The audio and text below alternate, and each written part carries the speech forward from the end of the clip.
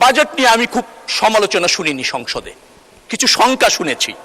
এই বাজেট নিয়ে কেউ নেতিবাচক কিছু বলেননি, কিছু আশঙ্কা প্রকাশ করেছেন। বাজেট হচ্ছে রাষ্ট্র কর্তৃক আহরিত অর্থের সর্বোত্তম ব্যবহারের সম্ভাব্য চিত্র, যেটা এই সংসদে উত্থাপিত হয়েছে। আমরা এই বাজেটকে স্বাগত জানাই এবং এই বাজেট বাস্তবায়ন করবার জন্য জনগণ কর্তৃক এই সরকার ম্যান্ডেট প্রাপ্ত। অর্থমন্ত্রীকে ধন্যবাদ জানাচ্ছি, চমৎকারভাবে তিনি অর্থ ব্যয়ের অনুপাতের বিন্যাস ঘটিয়েছেন।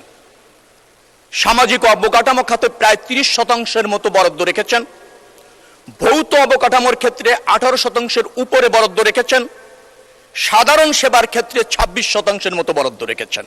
অর্থাৎ অর্থের বরাদ্দের অনুপাতটা তিনি চমৎকারভাবে সাজিয়েছেন। সামাজিক অবকাঠামো দ্বারা আমাদের 18 কোটি যে মানুষ, তাদেরকে আমরা সক্ষম করতে সক্ষম হব। তাদের মানব সম্পদ উন্নয়নের, অর্থাৎ সেই জায়গাটা হলো আমাদের একমাত্র আপনার সম্ভাবনাময় খাত। 18 কোটি মানুষকে দক্ষ যোগ্য হিসাবে তৈরি করা, সেক্ষেত্রে তিনি যে বরাদ্দ রেখেছেন, যথেষ্ট বরাদ্দ রেখেছেন, সময় উপযোগী বরাদ্দ রেখেছেন, 30% মতো বরাদ্দ। এই দক্ষ মানুষ সম্পদ যখন রাষ্ট্রের হয়ে কাজ করবে, তার মেধা যোগ্যতার শতভাগ প্রদর্শনের জন্য তাকে অবকাঠামো সুবিধা দিতে হবে। সেই অবকাঠামো খাতেও 18% উপরে বরাদ্দ রেখেছেন মাননীয় অর্থমন্ত্রী। ধন্যবাদ মাননীয় অর্থমন্ত্রী। অনগ্রসর জাতিকে রাষ্ট্রের পক্ষ থেকে তাদের সামাজিক সুরক্ষা দেওয়ার জন্য, সাধারণ নিরাপত্তা নিশ্চিত করবার জন্য 26% কাছাকাছি বরাদ্দ রেখেছেন, যা আমাদের অর্থনৈতিক সংকট থেকে উত্তরণের ক্ষেত্রে সহায়ক ভূমিকা পালন করবে। এই অর্থ বরাদ্দের যে অনুপাত, সেটি বাস্তবতা বিবেচনা করে আমাদের সম্ভাব্য খাতকে রাষ্ট্রীয় প্রয়োজনে ব্যবহার করার মানসে মাননীয় অর্থমন্ত্রী যে ডিস্ট্রিবিউশন করেছেন, তার জন্য আমি মাননীয় অর্থমন্ত্রীকে ধন্যবাদ জানাচ্ছি। মাননীয় স্পিকার, আহরিত অর্থের দুই ধরনের ব্যয় রাষ্ট্র করে। একটি হচ্ছে অনুন্নয়ন ব্যয়, আরেকটি হচ্ছে উন্নয়ন ব্যয়। অনুন্নয়ন ব্যয় মানে হচ্ছে রাষ্ট্র পরিচালনা ব্যয়। রাষ্ট্র পরিচালনা ব্যয়ের ক্ষেত্রে মাননীয় অর্থমন্ত্রী, যেটা গত অর্থ বছরে ছিল 72.7% বরাদ্দকৃত অর্থের, সেখান থেকে কমিয়ে তিনি নিয়ে আসছেন 66.3%।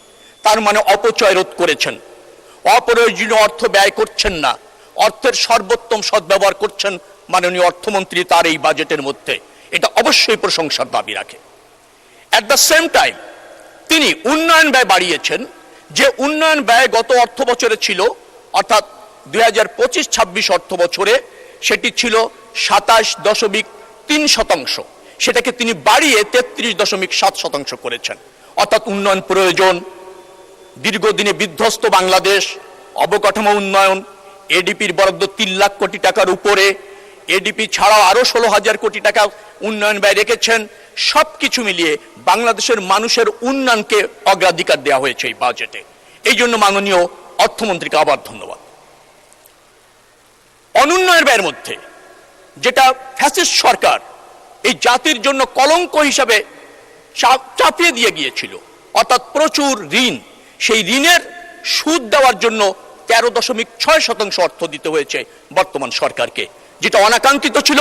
সেটি যদি না দেওয়া লাগতো, অনুন্নয়ন ব্যয় আরো সাশ্রয়ী হওয়া যেত।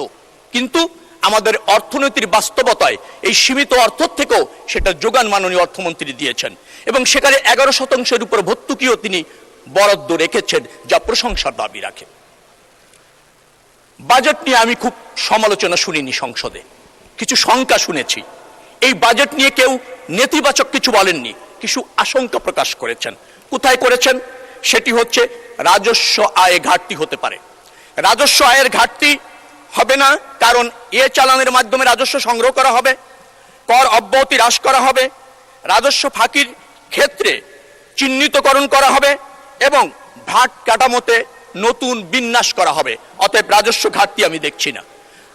আর আমাদের রাজস্ব আরোহণ কর অনুপাতে যদি বলেন, সেটা যদি হয় 9% কাছাকাছি, নেপাল ভুটানও 13-14% করে, আমাদের ওখানে যেতে হবে। সেই জন্য অর্থমন্ত্রী চ্যালেঞ্জ দিয়েছেন, আমার বিশ্বাস রাজস্ব আয়ে ঘাটতি হবে না। সময় খুবই কম। ব্যাংকের কথা বলা হয়েছেন, ব্যাংক ঋণও কমেছে। 25-26 অর্থ বছরে ছিল 1,18,000 কোটি টাকা, এবার করা হয়েছে 1,12,000 কোটি টাকা।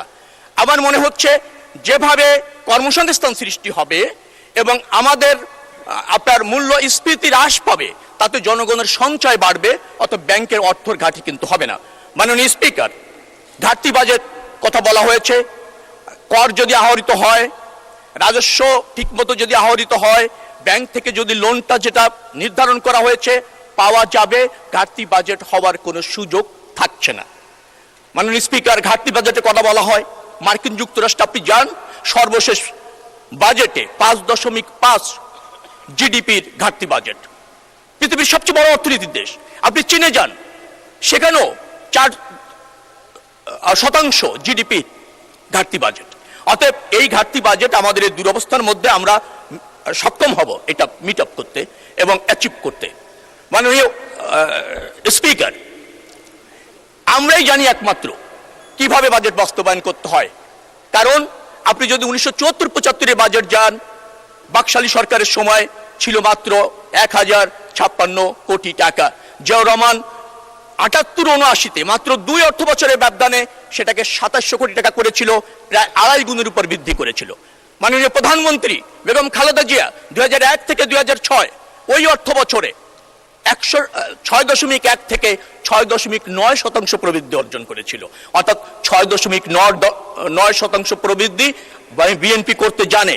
এবার আমাদের প্রবৃদ্ধির লক্ষ্যমাত্রা মাত্র 6.5%, অথবা আমরা এটা করতে জানি। যারা শঙ্কা প্রকাশ করছেন তাদের জন্য বলতে চাই, মাননীয় স্পিকার, প্রথম বিরোধী দল হয়েছেন, আমার বিশ্বাস অনেক জায়গায় সমালোচনা করতে ভুল করেছেন।